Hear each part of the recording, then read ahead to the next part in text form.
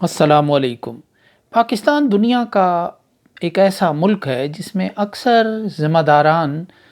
باہر سے یا تو امپورٹ ہوتے ہیں یا مستعار الخدمت طلب کیے جاتے ہیں۔ وہ کچھ عرصہ اپنی کرشمہ سازی کے جوہر دکھاتے ہیں، اپنی صلاحیتوں کی جلوے دکھاتے ہیں، اور پھر اس کے بعد وہ اپنا پاندان اٹھا کر وہیں سدھار جاتے ہیں جہاں سے ان کا ورود ہوا ہوتا ہے۔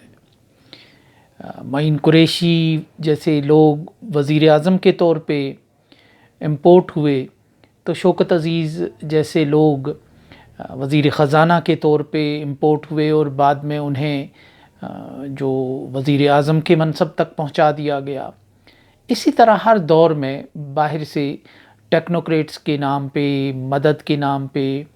اور مہارت کے نام پہ لوگوں کو بلایا جاتا ہے، جن کا پاکستان کے ساتھ بس واجبی سا تعلق رہا ہوتا ہے، جن کی زندگیوں کا بڑا حصہ بیرونی دنیا میں اپنے رزق روزگار یا بیرونی اپنے ان ملکوں کی جو ان کے نئے ملک ہیں ان کی خدمت کرتے ہوئے گزرا ہوتا ہے۔ آج پاکستان کے وزیر خزانہ محمد اورنگزیب بھی ایک مستعار الخدمت شخصیت کے طور پر، ایک عہدیدار کے طور پر پاکستان میں اپنے فرائض انجام دیتے ہیں۔ ان کا پاکستان کے ساتھ تعلق بالکل ایسے ہی تھا جیسے ان کے پیشرو امپورٹ کیے جانے والے حکمرانوں اور ٹیکنوکریٹس کا ہوتا تھا، یعنی وہ پاکستانی تھے، بائی برتھ پاکستانی تھے، اور اس کے بعد وہ پاکستان چھوڑ کے چلے گئے اور اپنی ایک الگ دنیا انہوں نے بہت سے بیرون ملک بسنے والوں کی طرح بسا لی تھی۔ اب جب کہ پاکستان ایک معاشی طور پر ایک عدم استحکام کا شکار ہے، ایک ڈول رہا ہے، لرز رہا ہے، تو اب ایک نئے سیٹ اپ میں جو بہت مشکل سے بنایا گیا ہے، بہت زور زبردستی سے بنایا گیا ہے، بہت دھونس دھاندلی سے بنایا گیا ہے، اس سیٹ اپ میں ایک ایسے مستند حکیم کے طور پر انہیں باہر سے بلا کر پاکستان کے خزانے کی، پاکستان کی معیشت کی معاملات ان کے حوالے کیے گئے ہیں۔ محمد اورنگزیب باہر کے آدمی ہیں، وہ بھی ایک اپنا موسم یہاں گزاریں گے اپنے پیشروؤں کی طرح، اور پھر بالآخر ایک روز وہ چلے جائیں گے، گم ہو جائیں گے باہر کی دنیا میں، وسیع دنیا کی بھیڑ میں وہ گم ہو جائیں گے۔ پھر شاید پاکستانیوں کو کبھی ان کا نام بھی شوکت عزیز کی طرح اور معین قریشی کی طرح سننے کو دوبارہ ملے۔ وہی وزیر خزانہ ان دنوں امریکہ میں موجود ہیں ایک وفد کے ساتھ، اور وہاں ان کی جہاں چین کے ایک وزیر خارجہ سے بھی ملاقات ہوئی، وہیں انہوں نے امریکہ کے انڈر سیکرٹری برائے جنوبی ایشیا ڈونلڈ لو کے ساتھ بھی ایک وفد کے ہمراہ ملاقات کی ہے۔ ڈونلڈ لو کا نام آئے تو پاکستان میں بے چینی، کشمکش، جلسوں اور مقدمات کی ایک پوری کہانی سامنے آتی ہے۔ ڈونلڈ لو پاکستان میں ایک مشہور نام ہے، یا اب اسے بدنام بھی کہہ سکتے ہیں، اور وہی سائفر کیس کے ایک مرکزی کردار ہیں کہ جس نے پاکستان کے سفیر کو بلا کر یہ دھمکی دی تھی کہ پاکستان میں ایک تحریک عدم اعتماد آ رہی ہے عمران خان کے خلاف، اسے کامیاب ہو جانا چاہیے، اگر وہ کامیاب نہ ہوئی تو پھر اچھا نہیں ہوگا، اگر وہ کامیاب ہو گئی تو پاکستان کے سارے جرائم یا گناہ معاف کر دیے جائیں گے۔ اب وہی ڈونلڈ لو پاکستان میں جلسے جلوسوں میں ایک وجہ نظر بنے رہے، تنقید کا نشانہ بنتے رہے، یہاں تک کہ ان کے لیے پاکستان آنا بھی جو ہے وہ کار دارد ہو کر رہ گیا۔ وہ بھارت میں آئے، وہ جنوبی ایشیا کے کئی اور ملکوں میں گھومے پھرے، لیکن پاکستان وہ نہ آ سکے، کیونکہ یہاں وہ ایک تنازع کی، ایک ایسے سیاسی بحران کی بنیاد بن کر رہ گئی تھی کہ جس نے پاکستان کی چولیں ہلا کر رکھ دی ہیں، جو ابھی تک پاکستان اس دلدل سے باہر نہیں آیا جس دلدل میں اس سائفر اور اس خط اور اس دھمکی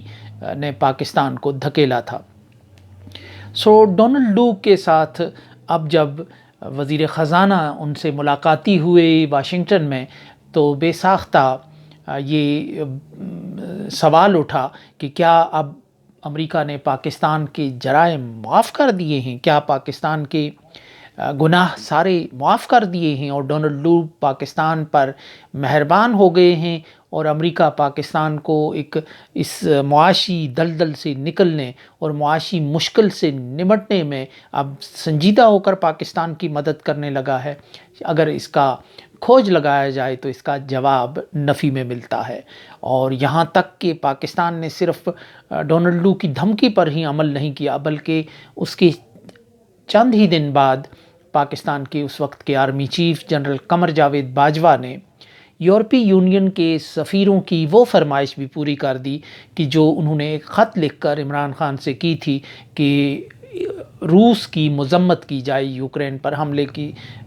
کے نتیجے میں اس حملے کے طور پر،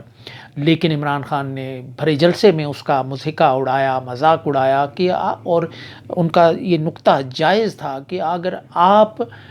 ہمارے مخالفین کے کشمیر اور میں ظلم کرنے والوں کی مذمت نہیں کرتے، اس وقت ہمارے خلاف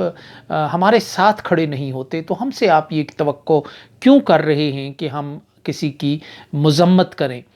تو لیکن جنرل قمر جاوید باجوہ نے یہ بھی پورا کر دیا، یہ مطالبہ بھی پورا کر دیا، اور انہوں نے بڑے دھوم دھڑکے سے، ابھی عمران خان وزیر اعظم کے طور پر آئینی وزیر سربراہ کے طور پر موجود تھے کہ جنرل باجوہ نے ایک سیمینار میں جا کر روس کی مذمت کی اور جارحیت قرار دیا اس حملے کو،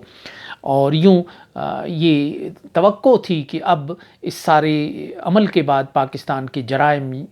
انورٹڈ کاماز میں یا گناہ معاف کر دیے جائیں گے، لیکن ایسا ہوتا ہوا نظر نہیں آتا۔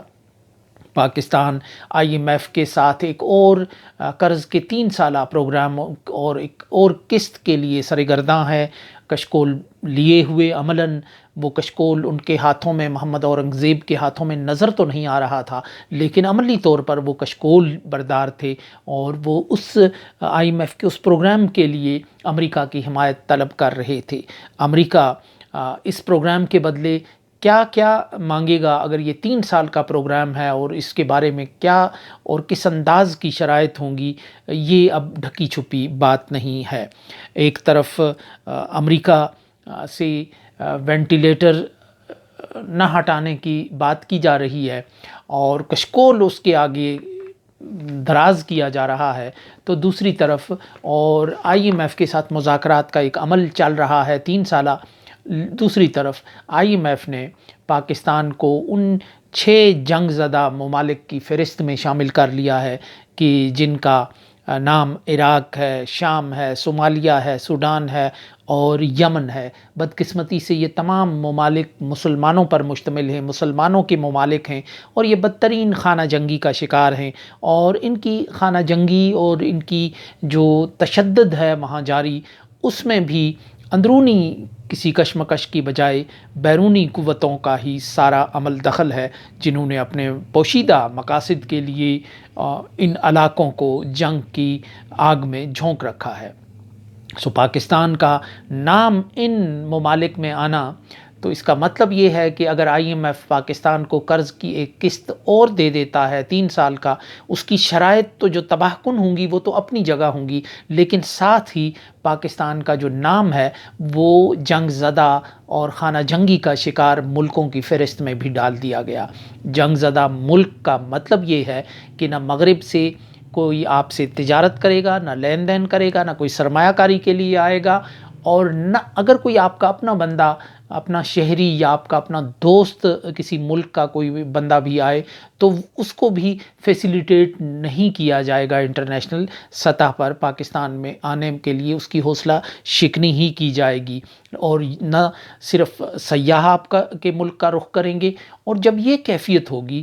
ایک آپ کے ملک کی، تو اس کا مطلب یہ ہے کہ آپ کے ملک کو انہوں نے اپنے پیروں پر کھڑا نہیں ہونے دینا، یعنی جس ملک کی میں صنعتی نہیں ہوگی، جس ملک میں سرمایہ کاری نہیں ہوگی، جس ملک میں سیاحت نہیں ہوگی، اس کا مطلب یہ ہے کہ اس پر بدنامی کا ایک ٹیگ لگے گا، وہ خطرناک ملک ہے، اور یہ پہلے بھی آپ پر یہ ٹیگ لگ چکا ہے، اور اس کا مطلب یہ ہے کہ بیرونی دنیا آپ سے ایک فاصلہ بنائے رکھے گی. آپ ایک خطرناک ملک ہیں، آپ ایک سوسائڈ بمبر ہیں، آپ ایک ایسا ملک ہیں کہ جس کے ہاتھ میں ٹائم بم ہے، اور جو اگر کوئی آپ سے بغلگیر ہوگا تو وہ ٹائم بم پھٹ سکتا ہے. تو یہ اس کا مطلب یہ ہے کہ آپ کا کی جو نیک نامی ہے اس کو ایک سوالیہ نشان بنایا جائے گا. آپ کی جو شہرت ہے اس کو ایک مستقل طور پر ایک داغدار کیا جائے گا. اور ایسے عالم میں آپ پوری طرح، جب آپ کے پاس متبادل ذرائع نہیں ہوں گے اپنی معیشت کو بہتر کرنے کے، تو آپ پوری طرح IMF کے اس پروگرام کے رحم و کرم پر ہوں گے. یعنی وہ قرض ہی آپ کی کل کائنات ہوگا، وہ قرض ہی آپ کی زندگی ہوگا، وہ قرض ہی آپ کا وینٹیلیٹر ہوگا، وہ قرض ہی آپ کا جو آکسیجن ٹینٹ ہوگا، وہ قرض ہی آپ کی جو نبض ہوگی، اور وہی آپ کی شہرگ ہوگی. آپ کا سارا انحصار اسی پر ہوگا. وہ جو ہی کوئی آکسیجن ٹینٹ کھینچ لے گا تو آپ کی جو مستعار لی ہوئی سانسیں ہیں، وہ ان کی جو ڈور ہے، ان کی رسی ہے، وہ ٹوٹ جائے گی. ایک تو یہ ہے کہ اس IMF کی طرف سے قرض کی پر آمادگی کے پہلو بپہلو پاکستان کو ایک اس میں بدنام اور خانہ جنگی کا شکار ملکوں کی فہرست میں ڈالنا، یہ ہے کہ ادھر سے آپ کا کام تمام کیا جائے گا. اور دوسری یہ ہے کہ پاکستان کو کہ میزائل پروگرام کی سہولت کاری کے طور پہ اس میں مدد کے لیے ان چینی اور بیلاروس کی کمپنیوں پر پابندیاں لگانے کا آغاز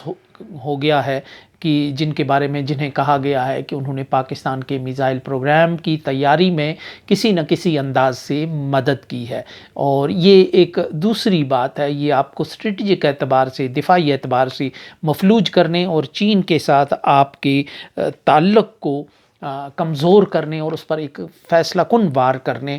کی ایک کوشش ہے. تو ان دونوں باتوں سے، یعنی IMF کے پروگرام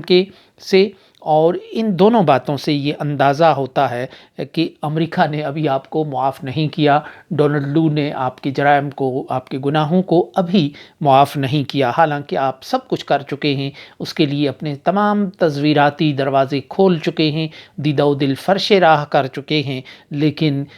حالات تب بھی مرزا غالب کے ان اشعار کی مانند ہیں کہ حد چاہیے سزا میں عقوبت کے واسطے، آخر گناہ گار ہوں کافر نہیں ہوں میں. لیکن یہ بات اس شعر کے بغیر کہانی مکمل نہیں ہوتی کہ جو آج پاکستان اور امریکہ کے حالات ہیں، جو تعلق ہے وہ کچھ اس طرح ہے. اسی جو غزل کے اگلے شعر کے طور پہ کہ غالب وجود وظیفہ خور ہوں، شاہ کو دعا دو. غالب وظیفہ خور ہوں، شاہ کو دعا دو. وہ دن گئے کہ کہتے تھے کہ نوکر نہیں ہوں میں. تو یہ ایک کیفیت ہے کہ اب ظاہر ہے پاکستان اگر امریکہ کے رحم و کرم پر ہوگا تو اس کا مطلب یہ ہے کہ پھر آپ کو امریکہ کے احکامات کی سے سرتابی کرنے کی جرأت نہیں ہوگی، اور پھر آپ پوری طرح اس کے رحم و کرم پر ہوں گے. پھر جو حکم آئے گا اس کو آپ نے پورا کرنا ہے. اور آج پاکستان بالکل ایسے ہی ہے کہ وہ اس شاہ کو دعائیں دے رہا ہے کہ جس نے وظیفہ لگایا ہے IMF کے ذریعے پاکستان کا.